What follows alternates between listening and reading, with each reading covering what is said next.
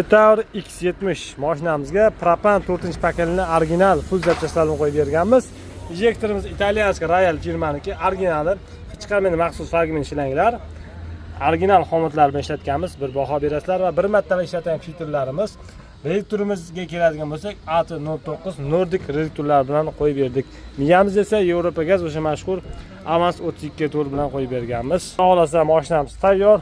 Bu yerda kuchasini o'zi akkuratni yopib tarafga qo'yib berganmiz.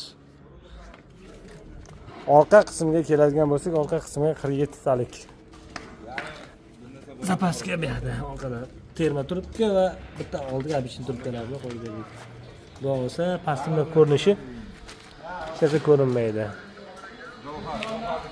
Kimga shunaqa sifatli xizmatlar kerak bo'lsa, Kamilakadan Ulug'bek aloqa qilishingiz mumkin yoki Ulug'bek Metal Servisga.